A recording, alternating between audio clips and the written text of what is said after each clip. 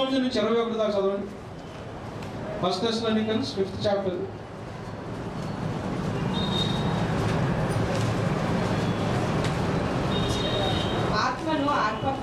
ఆత్మను ఆర్పకుడి, ప్రవచించుటకును నిర్లక్ష్యము చేయకుడి. ఏమన్నాడండి? ప్రవచించుటను నిర్లక్ష్యము చేయొద్దు అన్నాడా? సమస్తమును పరీక్షించి. తర్వాత ఏమంటాడండి? ప్రవచించడం నిర్లక్ష్యం చేయొద్దు. కానీ ప్రవచించిన తర్వాత ప్రవచనంలో వచ్చిన ప్రతిదాన్ని ఏం చేయమంటున్నాడు? సమస్తమును పరీక్షించి మేలైన దానిని చేపట్టుడి. సో సంఘానికి ప్రవచనం అవసరం.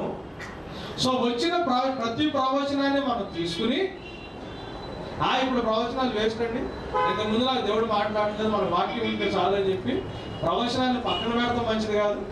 ప్రవచించే ప్రతి ఒక్కరిని డౌట్ చేయడం మంచిది కాదు. ఎవరన్నా ప్రవచనం ఇస్తుంటే ప్రవచనాన్ని జాగ్రత్తగా నోట్ చేసుకుని ఆ ప్రవచనాన్ని ఏం చేయాలా? వాక్యానుసారంగా చెక్ చేసుకుని దాంట్లో మనకి మేలైనది మాత్రం మనం తీసుకుని, ఒకవేళ వాక్యానుసారంగా లేకపోతే ఆ ప్రవచనాన్ని వదిలిపెడతాం మంచిది. ప్రవచించడాన్ని మాత్రం మానకూడదు. ప్రవచనం సంఘానికి అవసరం. ప్రవచనం లేకపోతే సంఘం కట్టబడదు. ప్రవచనం లేకపోతే సంఘానికి హెచ్చరిక ఉండదు. ప్రవచనం లేకపోతే సంఘంలో ఆదరణ ఉండదు. కానీ ప్రవచనం మొత్తాన్ని యథావిధిగా దేవుని మాటలను తీసుకోవడం అనేది వాక్యానుసారంగా కరెక్ట్ కాదు. ఎందుకంటే ఈ చివరి దినంలో దేవుడు తన సంఘంతో ఎవరి ద్వారా మాట్లాడుతున్నాడు? తన కుమారుడి ద్వారా మాట్లాడుతున్నాడు. సో బైబిల్ వాక్యాన్ని అల్టిమేట్గా మనం ఉంచుకుని ప్రవచనాన్ని నిర్లక్ష్యం చేయక ప్రవచనాన్ని మనం జాగ్రత్తగా తీసుకుని వాక్యానుసారంగా దాన్ని చెక్ చేసుకుని వాక్యానుసారంగా ఉంటే సంఘంలో ప్రవక్తలు ఎవరైనా ఉంటే, అంటే ప్రవచనాన్ని బుద్ధివాక్యంతో జ్ఞానవాక్యంతో సరైన వివేచనతో దాన్ని అర్థం చెప్పగలిగే వాళ్ళు, దాన్ని వాడుకోవడానికి నేర్పించే వాళ్ళు ఎవరి దగ్గర ఉంటే దాన్ని నేర్చుకుంటా మన క్రైస్తవ జీవితాన్ని కట్టుకోవడం చాలా మంచిది. ఎంతమందికి అర్థమైంది? వాళ్ళు ప్రవచనాన్ని డైరెక్ట్ తీసేసుకుని ఏ సేవకుడు చెప్పిన మాట డైరెక్ట్గా అంగీకరించు. వాక్యానుసారంగా మనకి అది ఖాళీ అయితేనే అది కరెక్ట్, లేకపోతే అది కరెక్ట్ కాదు. పాత నిబంధనలో టైప్ ప్రవక్తలు ఎవరు లేవు. అట్లాంటి ప్రవక్త యేసు ప్రభుత్వం ఆగిపోయాడు. యేసు ప్రభు చెప్పిన తర్వాత మాట్లాడిన తర్వాత ఇంకా అటువంటి ప్లేస్ ఇంకెవరికి అక్కడ ఇవ్వబడు. ఆయన ఇచ్చిన వాక్యమే ఫైనల్గా సెట్ అయిపోయింది. పరిశుద్ధాత్మ దేవుడు నీకు నాకు సహాయం చేయడానికి మనతో ఉన్నాడు. సో ఒకళ్ళు వరకు ఒకళ్ళు అవసరం, కానీ ఎవరో ఒకళ్ళే పెద్ద ప్రవక్తని ఒకళ్ళు హెచ్చించబడటానికి వీల్లేదు. ప్రవచనం మనం తీసుకున్నా కానీ మనకి సహాయం చేసే పరిశుద్ధాత్ముడు నీలో ఉన్నాడు. కాబట్టి వాక్యంతో పరిశుద్ధాత్మ దేవుడి సహాయంతో మీకు కూర్చుంటే మీకు ఏది అవసరమో దేవుడు దాంట్లో మీకు చూపిస్తాడు. కళ్ళు మూసుకుందామా? ప్రార్థన చేద్దామా? ప్రవచన వరం కోసం అడుగుదామా దేవుడు? అందరూ ప్రవచించడం మంచిది. దేవుడు ఈ ప్రవచన వరం ఎవరికి ఇస్తారో, ప్రవక్తగా సంఘంలో ఎవరికి స్థిరపరుస్తాడో అది పరిశుద్ధాత్మ దేవుని ఇష్టం. ప్రభానికి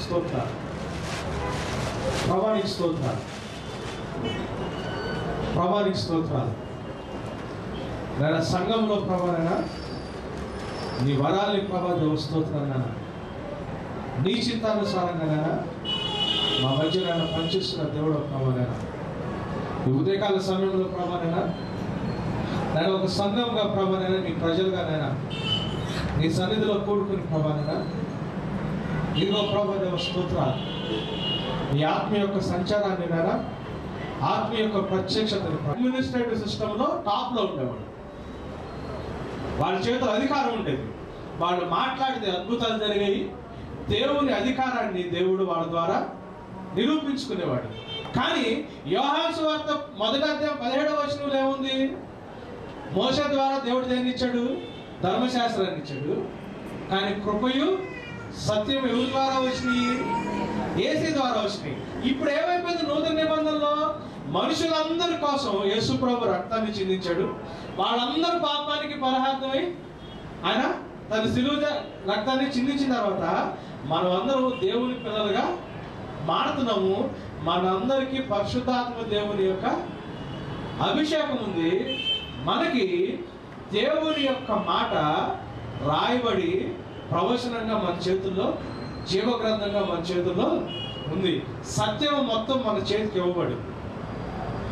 ఓల్డెన్ డేస్ లో సత్యం అంతా వాళ్ళ చేతుల్లో లేదు.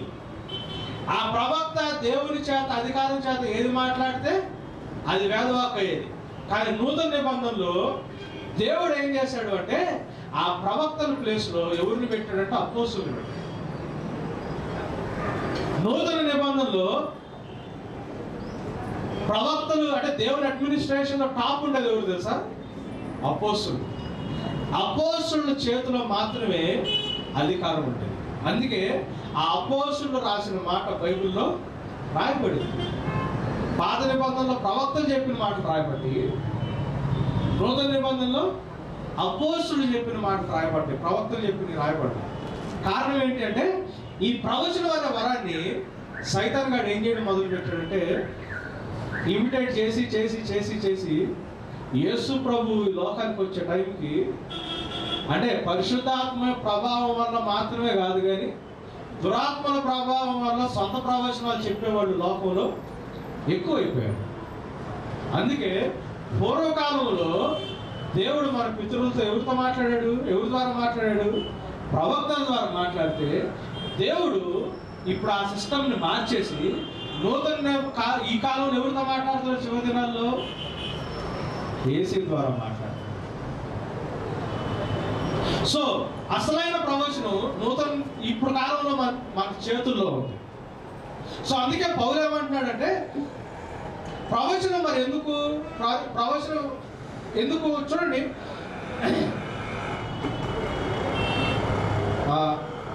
ఓకే, కొరింథీయులకు రాసిన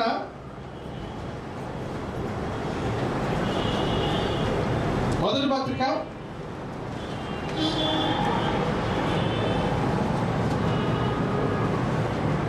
14వ అధ్యాయం 29 నుంచి చదవండి. ఇద్దరు ప్రవక్తలు ఇద్దరు ముగ్గురు మాట్లాడవచ్చును, తక్కిన వారు వివేచింపవలెను. ఏమంటాడండి? నూతన నిబంధనలో కొంచెం పరిస్థితి ఎట్లా అయిపోయింది? ప్రవచించిన తర్వాత ప్రవచనాన్ని ఏం చేయాలంట? వివేచించాలా. పాత నిబంధన గ్రంథంలో ప్రవక్త ఏదైనా మాట మాట్లాడితే ఆ మాట శిలాశాసనంగా తీసుకోవాల్సి వచ్చేది. ఎందుకంటే దానికి ఆ మాటల వెనుక దేవుని యొక్క అధికారం ఉండేది. అప్పుడు ప్రవక్త ఆఫీస్కు ఉండే ప్లేస్ వేరు. నూతన నిబంధనలో ప్రవచనం అనేది దేవుడు సంఘం యొక్క క్షేమాభివృద్ధి కొరకు. చూడండి, పాత నిబంధనలో ప్రవచనం దేనికి? దేవుడు తన బిడ్డలతో లేకపోతే మనుషులతో మాట్లాడటానికి దేవుని డైరెక్ట్ మాట కింద ప్రవచనాన్ని వాడేవాడు.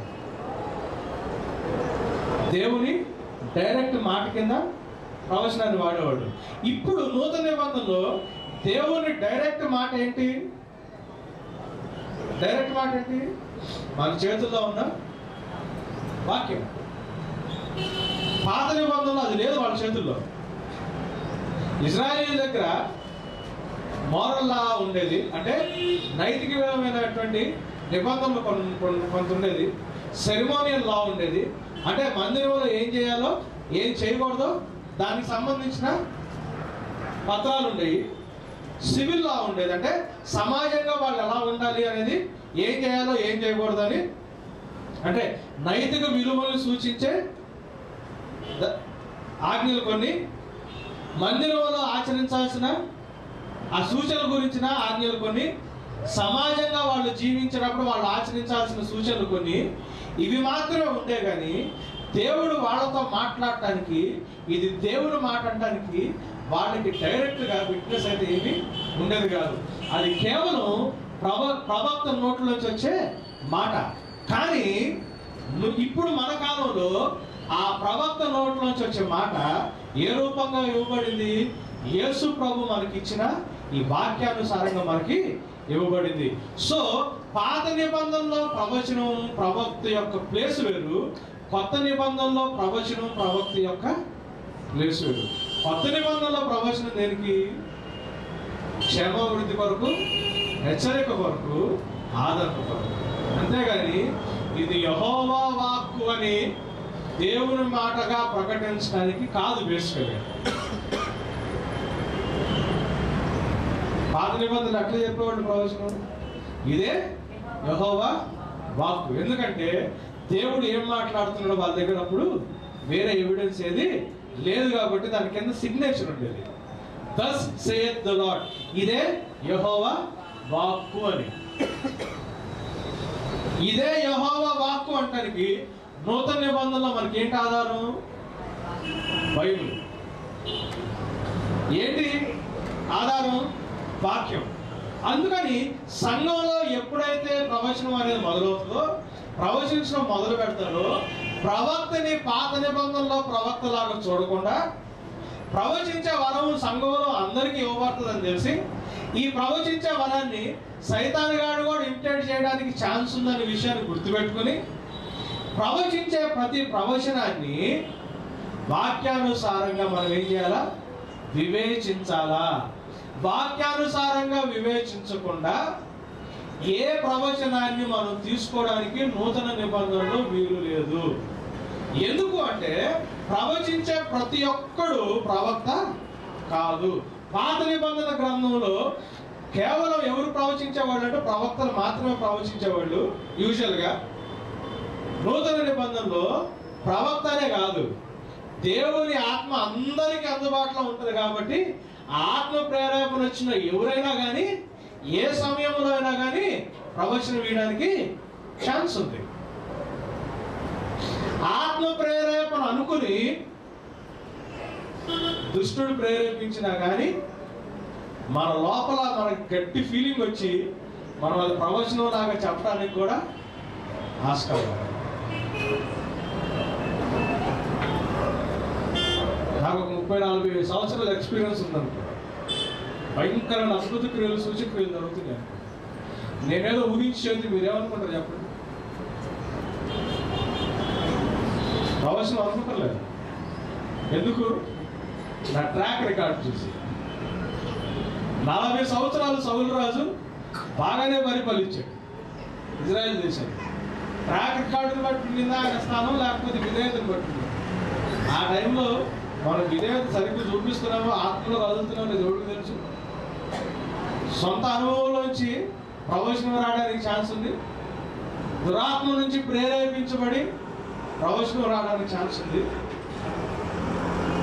దేవుని ఆత్మచేత ప్రేరేపించబడి ప్రవచనం రావడానికి ఛాన్స్ ఉంది. ప్రవచించేవాళ్ళు ఉట్టి ప్రవక్తలు మాత్రమే కాదు కాబట్టి నూతన నిబంధనలో దేవుడు ఆయన మనుషులతో మాట్లాడుతుంది యేసయ్య ద్వారా కాబట్టి వచ్చిన ప్రతి ఒక్క ప్రవచనాన్ని యేసయ్య మనకి ఇచ్చిన ఈ బైబిల్ గ్రంథంలో మనం ఏం చేయాలా? ఉంచుకుని వాక్యానుసారంగా ఈ ప్రవచనం ఉందా లేదా అని మనం చెక్ చేసుకోవాలి. ఏ దైవజనుడైనా కానీ, ఎంత పెద్ద సేవకుడైనా కానీ, ప్రవక్త అని చెప్పుకునే ఎంత పెద్ద వ్యక్తి అయినా కానీ, ఇప్పుడు కాలంలో ఎవరు ప్రవచనం ఇచ్చినా డైరెక్ట్ గా ఏ ప్రవచనాన్ని తీసుకోవద్దు. ఎందుకంటే పాత నిబంధనలో ప్రవచనం వేరు, క్రొత్త నిబంధనలో ప్రవచనము వేరు. ఇక్కడ పౌలేమని చెప్తున్నాడంటే 2-3 ప్రవచించినప్పుడు మిగతా వాళ్ళు దాన్ని ఏం చేయాలంట? వివేచించాలా. ఇది ఎంతవరకు కరెక్ట్? ఎందుకంటే చివరికి దేవుడు మనతో మాట్లాడుతుంది ఏమిటో? వాక్యంతో. కాబట్టి ఇది వాక్యానుసారంగా ఉందా లేదా, పరిశుద్ధాత్మ దేవుడే చెప్తున్నాడా లేదా? ఎందుకంటే పరిశుద్ధాత్మ దేవుడు చెప్తే అది నీతి విషయంలో, పాప విషయంలో, తీర్పు విషయంలో నన్ను ఒప్పింపజేసి యేసు ప్రభువుకు మహిమ తీసుకొస్తుంది. కాబట్టి ఇచ్చిన ప్రవచనం ఈ ఏరియాకి సంబంధించిందా లేదా దీని బయట అని ఉందా? ఎందుకంటే పరిశుద్ధాత్ముడు ఆయనంతటా ఆయన ఏది సొంతగా చెప్పడు అని వచ్చిన ప్రతి ఒక్క ప్రవచనాన్ని మనం వాక్యానుసారంగా మనం చెక్ చేసుకుని దాంట్లో ఉన్నది మాత్రమే, వాక్యానుసారంగా ఉన్నది మాత్రమే తీసుకోవాలి. కానీ ఏ ప్రవచనం పడితే ఆ ప్రవచనం నూతన నిబంధనలు తీసుకోవడం మంచిది కాదు. కంటిన్యూ చేయండి అమ్మ, చదవండి. ఏమంటారు? 29 కూర్చున్న మరియొకనికి ఏదైనాను బయలుపరచబడిన ఎడల, మళ్ళీ 29 నుంచి చదవండి. ఇద్దరు ప్రవక్తలు ఇద్దరు ముగ్గురు మాట్లాడవచ్చును, తక్కిన వారు వివేచింపవలను. అయితే కూర్చున్న మరియొకనికి ఏదైనాను బయలుపరచబడిన ఎడల, ఎవరికన్నా ఏదైనా బయలుపరచబడితే మొదటి వాడు మౌనంగా ఉండవలెను. మౌనంగా ఉండాలా? అందరూ నేర్చుకొనున్నట్లు, అందరూ హెచ్చరిక పొందినట్లు మీరందరూ ఒకరి తర్వాత ఒకడు ప్రవచింపవచ్చును. కంటిన్యూ చేయండి. మరియు ప్రవక్తల ఆత్మలు ప్రవక్తల స్వాధీనములో ఉన్నవి, అలాగే గమనించండి. ఏమంటాడండి? ప్రవక్తల ఆత్మలు దేవుని స్వాధీనంలో నేను ఉన్న బైబిల్లో ప్రవక్తల స్వాధీనంలోనే ఉన్నాయి. సో నూతన నిబంధనలో ప్రవచించేవాడు దేవుని స్వాధీనంలో ఉండే ప్రవచిస్తాడని గ్యారంటీ లేదు. పాత నిబంధన గ్రంథంలో అట్లుండేది. ప్రవక్తల స్వాధీనములో ఉన్నవి, అలాగే పరిశుద్ధుల సంఘములన్నిటిలో దేవుడు సమాధానములకే కర్త కాని అల్లరికి కర్త కాడు. స్త్రీలు సంఘములలో చాలండి. గమనించండి, ఈ సత్యాన్ని మనం చాలా జాగ్రత్తగా గమనించుకోవాలా. ఎందుకు అంటే ప్రవచనాల గురించి చాలా భయంకరమైన పరిస్థితులు అయిపోయింది బయట. ప్రవచనం వరం వేరు. ప్రవచనం నూతన నిబంధనలో ఏ విశ్వాసికైనా ఈ గిఫ్ట్ పనిచేయడానికి ఆస్కారం ఉంటుంది. ఆత్మచేత నింపబడిన ఏ విశ్వాసి అయినా, ఆత్మచేత నింపబడిన ఏ విశ్వాసి అయినా ఈ ప్రవచనం అనే వరాన్ని కలిగి ప్రవచించడానికి ఆస్కారం ఉంది. సో ప్రవచించే ప్రతి ప్రవచనాన్ని మనం డైరెక్ట్గా తీసుకోక, నూతన నిబంధనలో ప్రవచించేవాడి ఆత్మలు ప్రవచించేవాడి చేతుల్లోనే ఉంటాయి కాబట్టి, దేవుని ఆధీనంలో ఉండవు కాబట్టి, ప్రవచించబడిన వాక్యము చివరి దినాల్లో దేవుడు మనతో ఆయన కుమారుడు ద్వారా మాట్లాడతాడు కాబట్టి, యేసయ్య మనకి ఇచ్చిన ఈ వాక్యానుసారంగా ఉందో లేదో మనం చెక్ చేసుకోవడం మంచిది. మరి నూతన నిబంధనలో ప్రవక్త ఎవరు? నూతన నిబంధనలో ప్రవక్త ఎవరు? ప్రాఫిటిక్ ఆఫీస్ వేరు, ప్రాఫిటిక్ గిఫ్ట్ వేరు. ప్రవచన వరం వేరు, ప్రవక్త వేరు.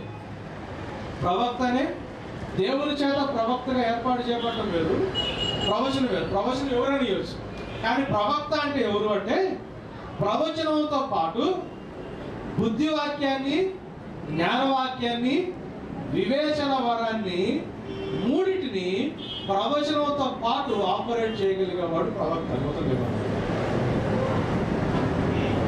ఎవరు ప్రవక్త? ప్రవచించేవాడు అందరూ ప్రవక్తలు కాదు. ప్రవచించేవాళ్ళు ఆ దేవుని యొక్క వరాన్ని బట్టి ప్రవచిస్తారు. కానీ ప్రవక్త అనేవాడు ఎవరు? ప్రవచించిన తర్వాత, లేకపోతే ప్రవచనంతో పాటు బుద్ధివాక్యాన్ని, జ్ఞానవాక్యం, అంటే ఈ ప్రవచించింది ముందు ఏం చేయాలా? ఈ ప్రవచనం పరిశుద్ధాత్మ దేవుడి దగ్గర నుంచి వచ్చిందని వివేచించగలిగి దాన్ని వాక్యానుసారంగా, జ్ఞానానుసారంగా దాని గురించి ఆలోచించగలిగి, దాన్ని దేవుని ఉద్దేశం ప్రకారం సంఘంలో దాన్ని ఆపరేట్ చేయగలిగే బుద్ధి కలిగిన వాళ్ళు ఉంటారు చూసారా. అంటే ఎవరు ప్రాఫిట్ అంటే ఎవరు? ప్రాఫెసీ వచ్చిన తర్వాత ఆ ప్రాఫెసీని రైట్గా డిసర్న్ చేసి దేవుని యొక్క నాలెడ్జ్, వాక్యానుసారంగా ఇది ఎంతవరకు కరెక్ట్గా ఉందో చెక్ చేసుకుని దేవుని యొక్క విజ్డమ్ని వాడి ఆ ప్రవచనాన్ని ఎలా ఉపయోగించాలో సంఘానికి బోధించేవాడు ప్రవక్త. సో ప్రవచన వరం వేరు, ప్రవక్త వేరు. అంటే ప్రవక్త అంటే ఏం చేస్తాడు? ప్రవచిస్తాడు. లేకపోతే వచ్చిన ప్రవచనాన్ని వాక్యాన్ని దేవుని ఆత్మ నుంచి వచ్చిందా కాదా అని ముందు తేల్చేస్తాడు. తేల్చేసిన తర్వాత వాక్యానుసారంగా దేవుడు ఎందుకు చెబుతున్నాడో చెప్పి ఆ ప్రవచనాన్ని మనం ఎలా ఉపయోగించుకోవాలో సంఘానికి బోధించేవాడు ప్రవక్త. అది ప్రాఫిటిక్ ఆఫీస్ చర్చ్లో. పాత నిబంధనల ప్రవక్త అది కాదు కదా. పాత నిబంధనల ప్రవక్త వేరు, క్రొత్త నిబంధనలో ప్రవక్త వేరు. సో పాత నిబంధనల ప్రవచనం చదివేటప్పుడు, పాత నిబంధనలో దేవుడు ప్రవక్తల ద్వారా మాట్లాడుతున్నప్పుడు ఆ ప్రవక్తలాగే ఆ ప్రవచనం లాగానే క్రొత్త నిబంధనలో ప్రవక్తని ప్రవచనాన్ని మనం తీసుకోవడం మంచిదిగా. అట్లని ప్రవచనాన్ని విడిచిపెట్టాలంటే తెస్సలోనికీయులకు రాసిన మొదటి పత్రిక 5వ అధ్యాయం